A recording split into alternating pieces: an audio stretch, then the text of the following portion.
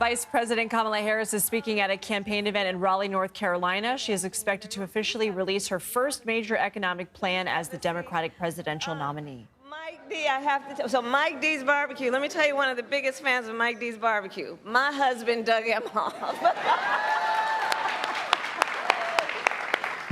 and thank you, Mike, for sharing your story. And I'm just so sorry for what your family has been through, but you have, out of an incredible tragedy, done so much for the community, and you are such a role model. So thank you, Mike, for everything you do.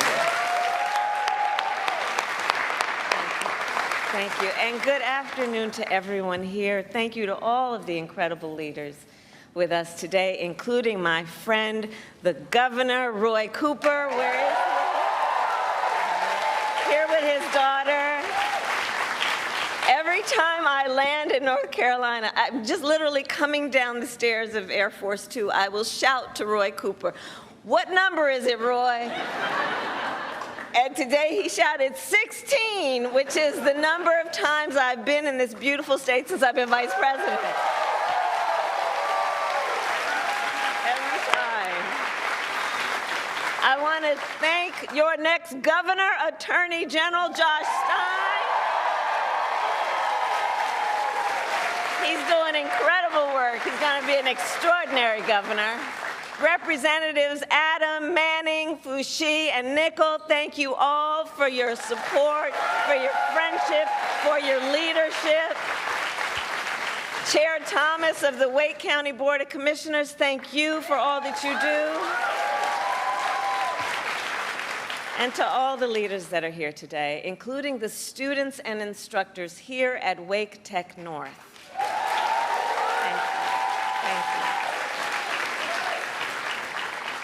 So thank you all. So listen, this election, I do strongly believe, is about two very different visions for our nation. One, ours, focused on the future, and the other, focused on the past. We see that contrast clearly in many ways, including when it comes to how we think about the economy. So our country has come a long way since President Biden and I took office. At that time, we sadly remember the millions of Americans that were out of work. We were facing one of the worst economic crises in modern history. And today, by virtually every measure, our economy is the strongest in the world.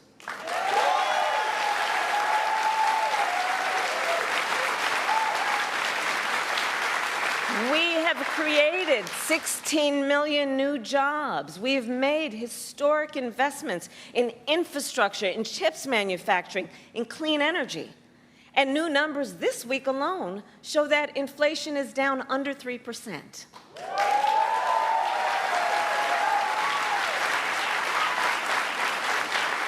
And as President of the United States, it will be my intention to build on the foundation of this progress. Still, we know that many Americans don't yet feel that progress in their daily lives. Costs are still too high. And on a deeper level, for too many people, no matter how much they work, it feels so hard to just be able to get ahead.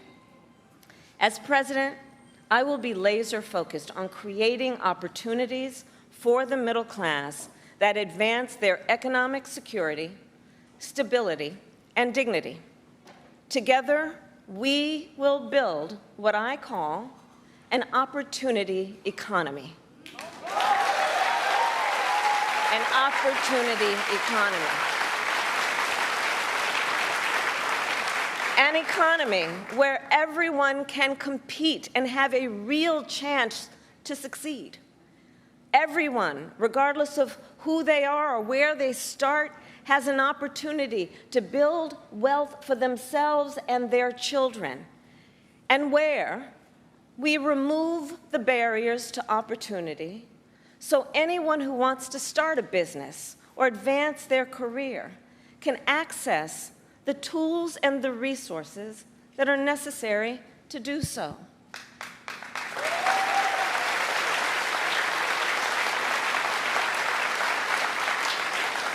will focus on cutting needless bureaucracy and unnecessary regulatory red tape, and encouraging innovative technologies while protecting consumers, and creating a stable business environment with consistent and transparent rules of the road.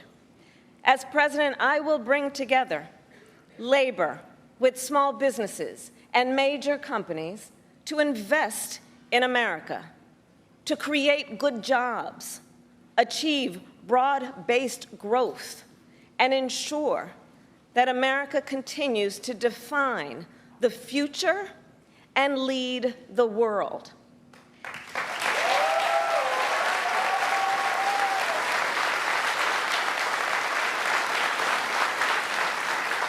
And key to creating this opportunity economy is building up our middle class. It is essential. The middle class is one of America's greatest strengths. And to protect it, then, we must defend basic principles, such as your salary should be enough to provide you and your family with a good quality of life.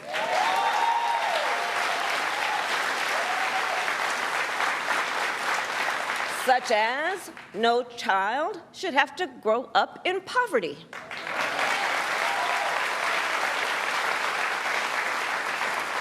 Such as after years of hard work, you should be able to retire with dignity. And you should be able to join a union if you choose. Building up the middle class will be a defining goal of my presidency, because I strongly believe when the middle class is strong, America is strong.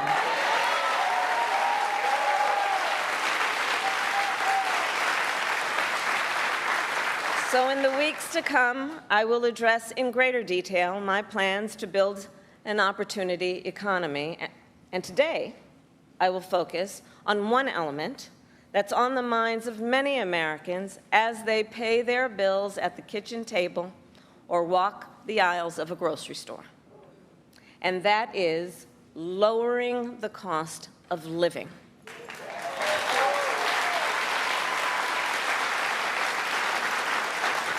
So every day across our nation, families talk about their plans for the future, their ambitions, their aspirations for themselves, for their children. And they talk about how they're going to be able to actually achieve them financially. Because look, the bills add up. Food, rent, gas, back-to-school clothes, prescription medication. After all that, for many families, there's not much left at the end of the month. I grew up in a middle-class household. For most of my childhood, we were renters. My mother saved for well over a decade to buy a home. I was a teenager when that day finally came, and I can remember so well how excited she was. I kind of understood what it meant, but we called her Mommy. Mommy was so excited, it just made us excited that she was so excited. Later in college, I worked at McDonald's to earn spending money. Well, some of the people I worked with were raising families on that paycheck. They worked second or even third jobs to pay rent and buy food. That only gets harder when the cost of living goes up. When I am elected president, I will make it a top priority to bring down costs and increase economic security for all Americans. As president, I will take on the high costs that matter most to most Americans, like the cost of food. We all know that prices went up during the pandemic when the supply chains shut down and failed. But our supply chains have now improved, and prices are still too high. A loaf of bread costs 50% more today than it did before the pandemic. Ground beef is up almost 50%. Many of the big food companies are seeing their highest profits in 2 decades. And while many grocery chains pass along these savings, others still aren't. Look, I know most businesses are creating jobs, contributing to our economy, and playing by the rules. But some are not. And that's just not right. And we need to take action when that is the case.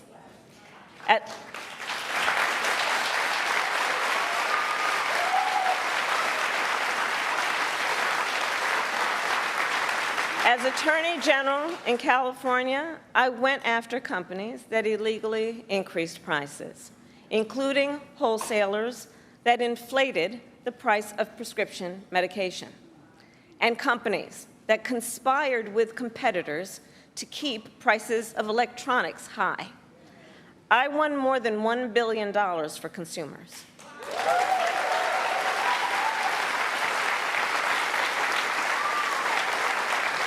So believe me, as president, I will go after the bad actors.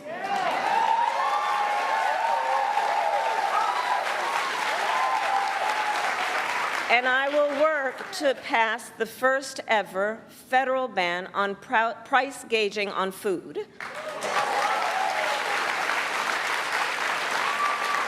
My plan will include new penalties for opportunistic companies that exploit crises and break the rules, and we will support smaller food businesses that are trying to play by the rules and get ahead.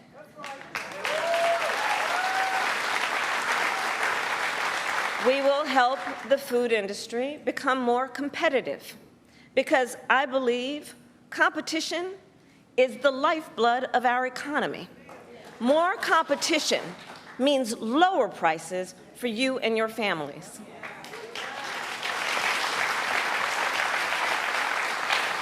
Now compare what Donald Trump plans to do. He wants to impose what is, in effect, a national sales tax on everyday products and basic necessities that we import from other countries. That will devastate Americans. It will mean higher prices on just about every one of your daily needs. A Trump tax on gas, a Trump tax on food, a Trump tax on clothing, a Trump tax on over-the-counter medication. And you know, economists have done the math. Donald Trump's plan would cost a typical family $3,900 a year.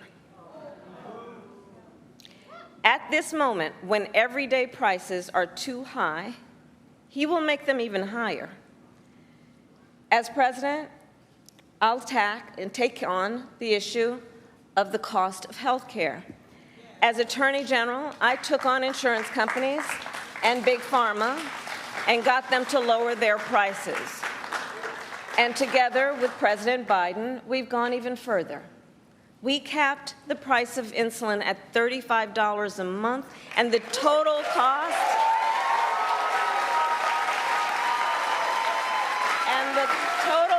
of prescription drugs at $2,000 a year for seniors. We let Medicare negotiate lower drug prices for seniors. And just yesterday,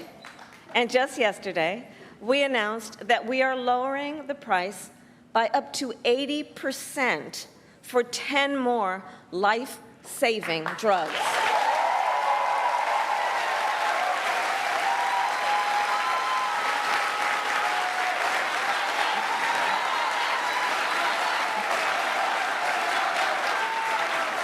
And I pledge to continue this progress. I'll lower the cost of insulin and prescription drugs for everyone with your support, not only our seniors. And demand transparency from the middlemen who operate between Big Pharma and the insurance companies who use opaque practices to raise your drug prices and profit off your need for medicine. 2 months ago, I announced that medical debt will no longer be used against your credit score.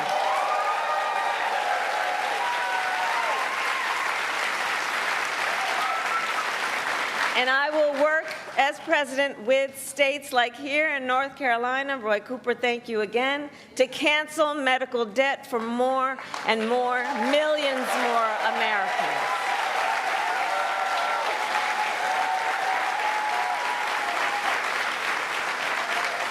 As for Donald Trump, well, he wants to repeal the Affordable Care Act,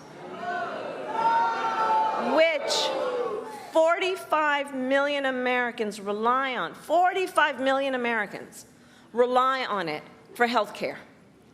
That would take us back to a time when insurance companies could deny people with pre-existing conditions. We all remember what that was. And we're not going back. We're not going back.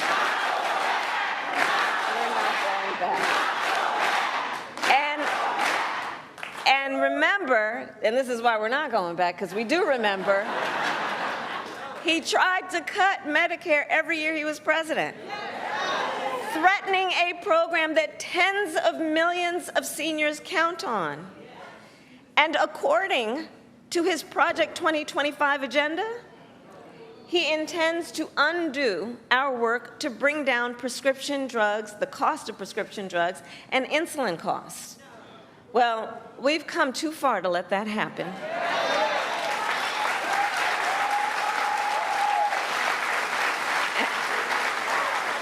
So we're not going back on that, and let's talk about the cost of housing. So now, the housing market can be complicated, but look, I'm not new to this issue. As State Attorney General, I drafted and helped pass a homeowner Bill of Rights, one of the first in America. And during the foreclosure crisis, I took on the big banks for predatory lending with many of my colleagues, including Roy Cooper, and won $20 billion for California families when I was Attorney General.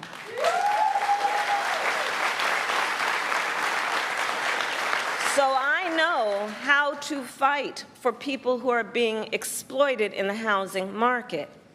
And I know what home ownership means. It's more than a financial transaction. It's so much more than that. It's more than a house. Home ownership and what that means, it's a symbol of the pride that comes with hard work. It's financial security. It represents what you will be able to do for your children.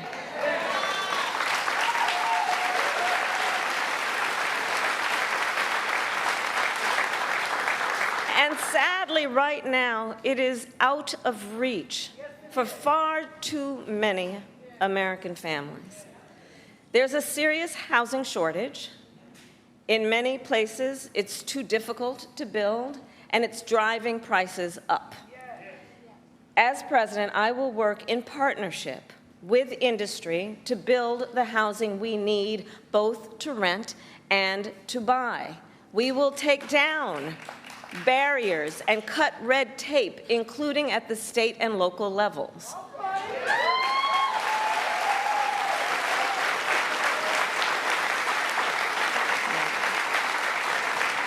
And by the end of my first term, we will end America's housing shortage by building 3 million new homes and rentals that are affordable for the middle class. And we will do that together. We will do that together. And we will make sure those homes actually go to working and middle-class Americans, not just investors. Because, you know, some corporate landlords, some of them, buy dozens, if not hundreds, of houses and apartments. Then they turn them around and rent them out at extremely high prices. And it can make it impossible then for regular people to be able to buy or even rent a home. Some corporate landlords collude with each other to set artificially high rental prices, often using algorithms in price-fixing software to do it. It's anti-competitive, and it drives up costs. I will fight for a law that cracks down on these practices.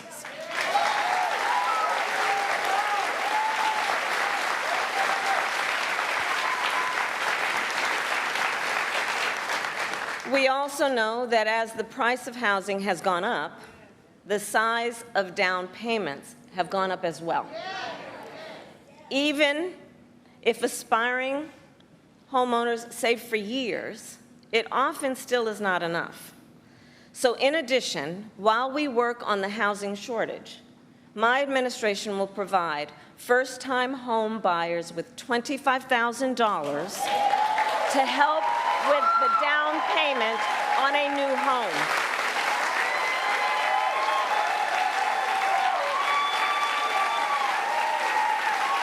We can do this. We can do this. All to help more Americans experience the pride of home ownership and the financial security that it represents and brings. So that's my plan. But here's what Donald Trump would do. If his Project 2025 agenda is put into effect, it will add around $1,200 a year to the typical American mortgage. He's got it backward. We should be doing everything we can to make it more affordable to buy a home, not less.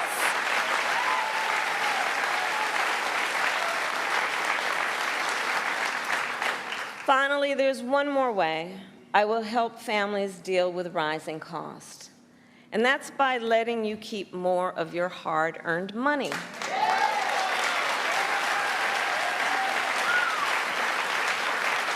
Under my plan, more than 100 million Americans will get a tax cut, and we will do this by restoring 2 tax cuts designed to help middle-class and working Americans: the Earned Income Tax Credit and the Child Tax Credit.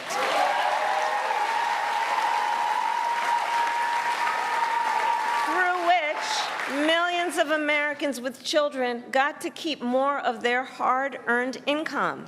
We know this works and has a direct impact on so many issues, including child poverty. We know it works. So as president, I'll not only restore that tax cut, but expand it. We will provide $6,000 in tax relief to families during the first year of a child's life. Now think what that means. Think what that means. That is a vital, vital year of critical development of a child. And the cost can really add up, especially for young parents who need to buy diapers and clothes and a car seat and so much else. And we will do this while reducing the deficit. Compare my plan with what Donald Trump intends to do. He plans to give billionaires massive tax cuts year after year. And he plans to cut corporate taxes by over $1 trillion. Even as they pull in record profits. And that's on top of the $2 trillion tax cut he already signed into law when he was president, which, by the way, overwhelmingly went to the wealthiest Americans and corporations and exploded the national deficit. You know, I think that if you want to know who someone cares about, look who they fight for.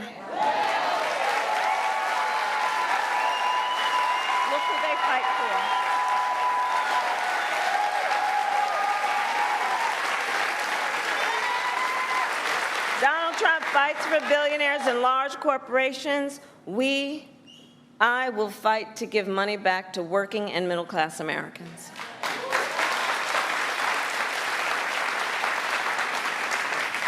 So I'll end with this. 2 days ago, Donald Trump was here in North Carolina. He said he was going to talk about the economy. I think you all watched. You know what I'm about to say. But he offered no serious plans to reduce costs for middle-class families. No plan to expand access to housing or health care. And that, actually, I think for most of us, was not surprising. Because we already know his plans. We know the Project 2025 agenda. So there's a choice in this election. Donald Trump's plans to devastate the middle class, punish working people, and make the cost of living go up for millions of Americans. And on the other hand, when I'm elected president, what we will do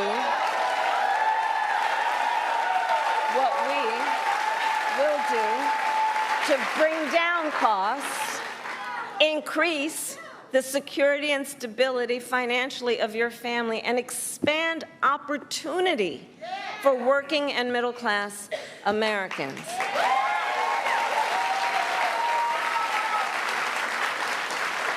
So now is the time to chart a new way forward. Now is the time to chart a new way forward, to build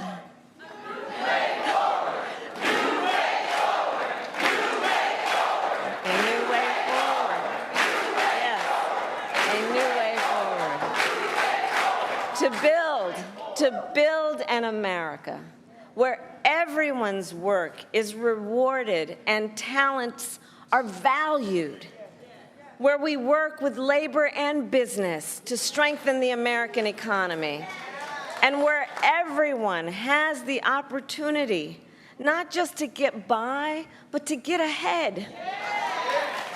So I thank you, North Carolina. We're going to get this done. And with your help, God bless you, and God bless the United States of America. God bless you.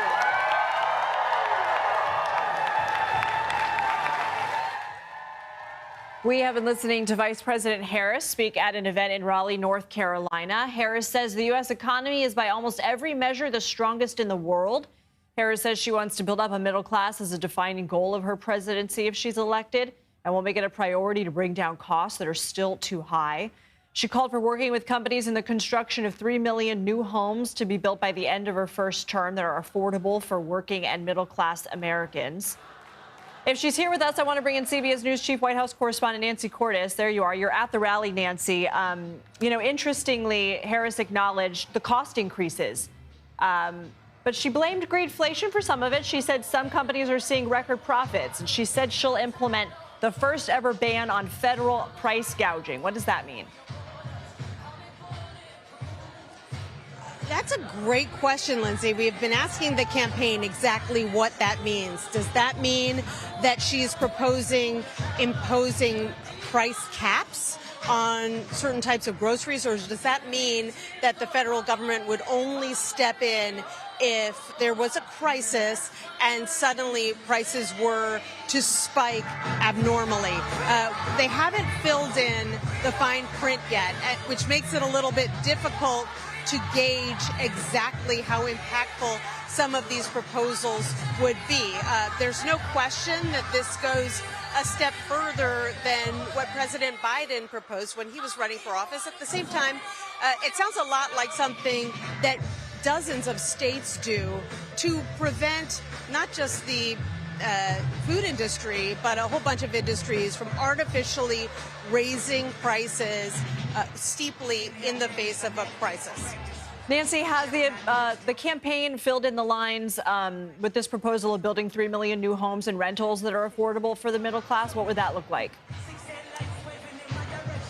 Yeah, we've got more details on that. So there are a few different aspects of that plan, a very ambitious plan.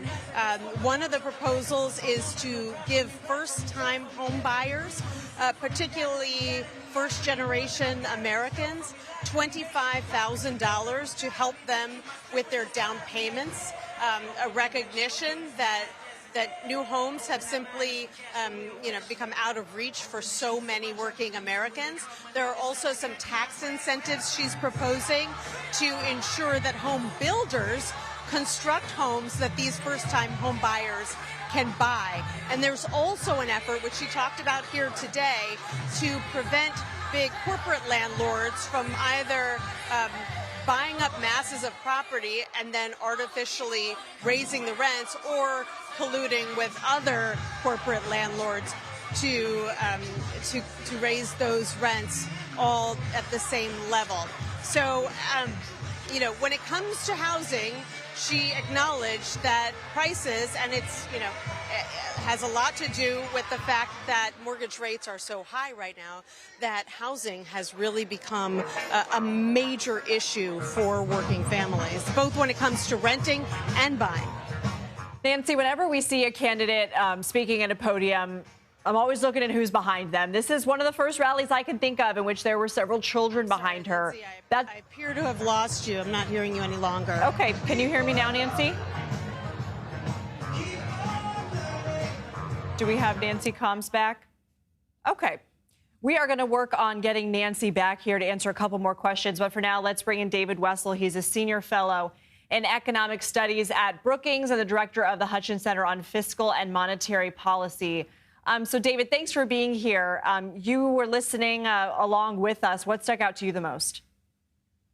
Well, I think a couple of things. One is President Biden always talks as if every American is a worker. His view of the economy is there's workers and there's companies, and workers don't have enough allies on their side, so I'm going to be on their side. Kamala Harris, interestingly, she mentions that she's very much focusing on Americans as consumers. And I think it reflects both a worldview, a more modern worldview than Joe Biden's, but also it sure sounds like this was a focus group speech. We know that people are worried about the price of food. We know they're worried about housing. I'm going to have a little proposal for each of those. I don't understand the price gouging thing. It sounds a bit like too much federal regulation for my taste, and it doesn't quite clear how it's going to work. It's clear that she is backing what has been a very strong antitrust policy of the Biden administration, that is to promote more competition. And on the housing thing, well, that sounds really ambitious. I looked it up while she was talking. So last year, we built 1.4 million new houses and apartment units. And she's proposing to increase that by 3 billion. Does that mean on top of what the 1.5 billion we're going to get every year, or is she just basically taking credit for what was likely to happen anyways? I don't know. Okay. So more questions there. I want to ask you about something that Harris brought up, and that is the child tax credit. And she was talking about how she's going to help expand that. But also she mentioned Trump's proposed tariffs and basically said you will end up paying more for all of your groceries anyway. Can you help us understand a little bit more about what Trump has proposed in terms of tariffs coming in from other countries, but also China? So I think that if an economist were listening to that speech, that part was a part that many economists would agree with. What she's saying is we do need to subsidize low-wage workers. That's what we do through the Earned Income Tax Credit. And we do need to subsidize families with children. And so that's a clear tax cut because she's proposing things that are not currently in law. Former President Trump is proposing a 10% tariff on everything we import and a 60% tariff on stuff we import from China. He says, oh, the Chinese pay that. But most economists and most academic evidence say it gets passed along to consumers. So she's drawing that contrast, and I think she picked on something that Trump is very vulnerable on, and labeling tariffs as tax increases is not only accurate, but I think it'll play well with the public. Both campaigns have suggested that they want to eliminate taxes on tips. How would that work economically in ensuring that if that were to happen, which would be very popular, particularly in the state of Nevada, but how are the campaigns saying that they would offset that? Right. Well, nobody's saying anything about how would it offset anything. One of the things that I think Vice President Harris did by talking about price gouging and pushing pressure on corporations to lower prices, those are things that don't cost the federal government anything. So we don't widen the deficit. The tip thing, in my opinion, is just clear pandering to people who live in Nevada, which is a swing state. President Trump made a very broad thing, and the Harris campaign teased him by saying all those guys on Wall Street will say they make $2 a year and $10 million in tips. So her proposal is somewhat narrower, it's just service and hospitality workers. But it's not clear to me why a bus driver who makes $20 an hour should pay more in taxes than a waiter who makes $5 an hour and $7 an hour in tips or something. I think it would be very hard to enforce. Probably a lot of people get tips and don't pay taxes on them anyways. My guess is this one isn't going anywhere, but because I think it's a campaign promise to Nevada, and once the election's over, somehow that'll get lost. I could be wrong. Okay. David Wessel, thanks for joining us. Welcome.